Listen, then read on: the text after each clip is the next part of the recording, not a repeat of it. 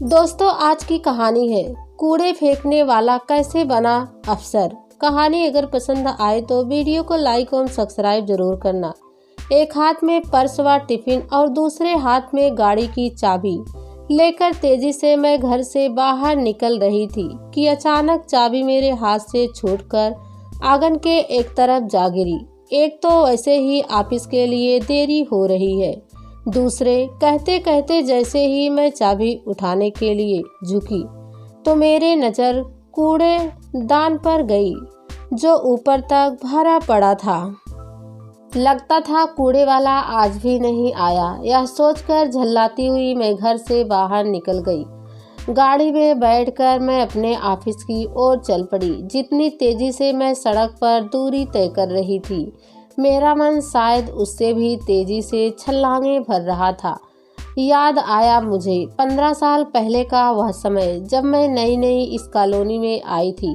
सामान को ठीक जगह पर लगाते लगाते रात के 12 बज गए थे। थकान के मारे बदन टूट रहा था। यह सोचकर कि सुबह देर तक सोऊंगी और फिर फ्रेश होकर सामान सेट करूंगी, मैं सो गई थी। सुबह सुबह ही दरवाजे की घंटी बज उठी और उस गहरी नींद में मुझे वह घंटी चित्कार करती लग रही थी। अरे इतनी सुबह कौन आ गया? झल्लाती हुई मैं बाहर आ गई। अरे बीबी जी, कूड़ा दे दो और कूड़े का डब्बा कल से रात को ही बाहर निकाल दिया करना। मेरी आदत बार बार घंटी बजाने की नहीं है। वह यहाँ का कूड़ा उठाने वाला कर्मचारी था। धीरे धीरे मैं नई कॉलोनी में रम गई। पड़ोसियों से जान पहचान हो गई। बाजार, पोस्ट ऑफिस, डॉक्टर आदि हर चीज की जानकारी हो गई। नए दफ्तर में भी सब ठीक था। काम वाली बाई भी लगभग समय पर आ जाती थी। बस अगर समस्या रही तो कूड़े की। रात को मैं कूड़ा बाहर निकालना भूल जाती थी और सुबह कूड़ा उठाने वाला अभद्र भाषा में चिल्लाता था। गुस्से में एक दिन मैंने उससे कह दिया, कल से कूड़ा उठाने मत आना, मैं कोई और कूड़े वाला लगा लूंगी। कैसे लगा लेंगी आप? कोई दूसरा कूड़े वाला लगा कर तो दिखाइए, हम उसकी टांगें तोड़ देंगे। यह हमारा इलाका है, इधर कोई दूसरा देख भी नहीं सकता। उसकी आवाज़ में किसी आतंकवादी सा दर्प था। मेरा स्वाभिमान आहत हो गया। उसकी ऊंची आवाज़ सुनकर मेरी पड़ोसनी श्रीमती शर्मा भी बाहर आ गई। उन्होंने किसी तरह कूड़े वाले को शांत किया और उसके जाने के बाद मुझे समझाया कि इससे पंगा मत लो, वरना तुम्हारे कूड़े उठवाने की समस्या खड़ी हो जाएगी। इनके इलाके बटे हुए हैं, ये किसी दूसरे को लगने नहीं देते। श्रीमती शर्मा का कॉलोनी में काफ़ी रुतबा था। उसके पति किसी अच्छी पोस्ट पर थे। उनके घर में सुख सुविधा का हर सामान था, नौकर चाकर, गाड़ियाँ, यहाँ तक कि उनके इकलौते बेटे को स्कूल लाने जाने के लिए भी एक गाड़ी तथा ड्राइवर अलग से था। तो अगर वह भी इस कूड़े वाले के आगे असहाय थी तो मेरी क्या विसात। मैं मन मार कर रह गई, पर मन में एक फांस थी, चुभती रहती थी कि काश मैं उस कूड़े वाले को हटा पाती। एक दिन शाम को मैं किसी काम से अपनी कॉलोनी के सामने वाली कॉलोनी में गई थी। गाड़ी रोककर मैंने एक छोटे से लड़के से अपने गंतव्य का पता पूछा। अचानक मुझे लगा कि यह लड़का तो घरों से कूड़ा उठा रहा है। समाज के प्रति जागरूकता के अपने स्वभाव के चलते मैं उस लड़के से पूछने ही जा रही थी कि बेटा, आप स्कूल क्यों नहीं जाते? लेकिन मेरा स्वार्थ और मेरा आहत स्वाभिमान आड़े आ गया। मैंने पूछा, बेटा, मैं सामने वाली कॉलोनी में रहती हूँ, क्या तुम मेरा कूड़ा उठाओगे? मेरी आशा के विपरीत उसका जवाब था, उठा लेंगे। मैं हैरान हो गई। मैंने उसे अपने कूड़े वाले की बात बता देना उचित समझा। मेरी बात सुनकर वह लड़का मुस्कुराया और बोला, हम किसी से नहीं डरते, हम क्या किसी से कम हैं? पर हम कूड़ा उठाने शाम को ही आ पाएंगे। 10 से 12 साल के उस बच्चे की आवाज़ में इतना आत्मविश्वास था। कि मैंने उसे अपना पता दे दिया तथा अगले दिन से आने को कह दिया। मुझे लगा मेरी समस्या सुलझ गई।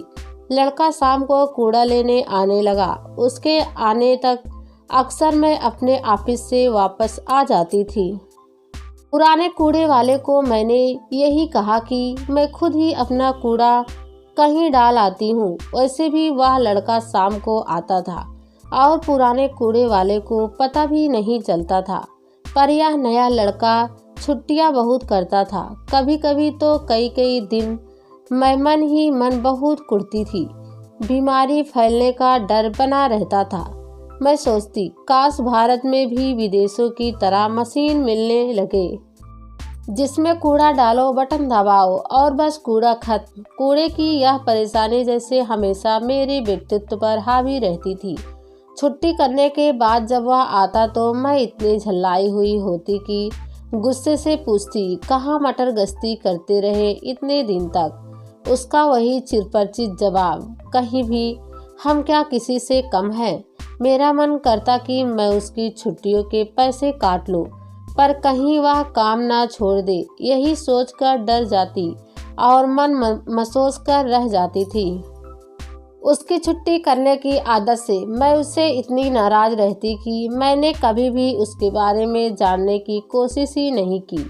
उसके माँ बाप क्या करते हैं, वह स्कूल क्यों नहीं जाता आदि। हाँ, एक आध बार उसका नाम जरूर पूछा था, पर वह भी जहन से उतर गया। मेरी छुट्टी वाले दिन अक्सर श्रीमती शर्मा मेरे पास आकर बैठ जाती। उनकी बातों का विषय उनका बेटा ही होता।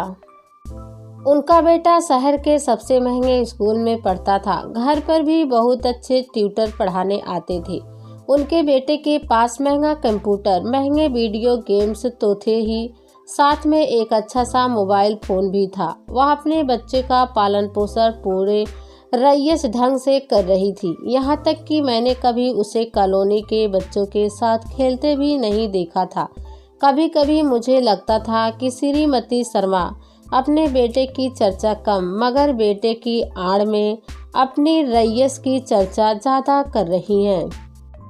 पर फिर भी मुझे उनसे बात करना अच्छा लगता, क्योंकि मेरे बच्चे हॉस्टल में थे और उनके बेटे के बहाने मैं भी अपने बच्चों की बातें कर लेती थी।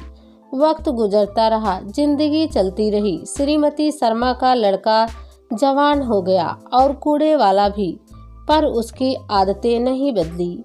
वह अब भी बहुत छुट्टियां करता था, पर मेरे पास उसे झेलने के सिवा कोई चारा नहीं था, क्योंकि मैं पुराने कूड़े वाले की सुबह सुबह की अभद्र भाषा सहन नहीं कर सकती थी।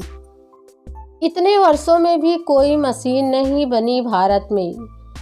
कुड़ते कुड़ते मैंने अपने ऑफिस में प्रवेश किया। रोज की तरह ऑफिस का दिन बहुत व्यस्त था। कूड़ा और कूड़े वाले के विचारों को मैंने दिमाग से झटका और अपने काम में लग गई। शाम को घर आई तो देखा कि मेरे पति अभी नहीं आए थे। मैंने अपने लिए चाय बनाई और चाय का कप लेकर लॉन में बैठ गई। अचानक मैंने देखा कि सफ़ेद टी शर्ट और नीली जीन्स पहने मिठाई का डब्बा हाथ में लिए कूड़े वाला लड़का मेरे सामने खड़ा है। उसने पहली बार मेरे पांव छुए तथा मिठाई मेरी ओर बढ़ाते हुए कहा, मैंने नॉन मेडिकल में यूनिवर्सिटी में टॉप किया है।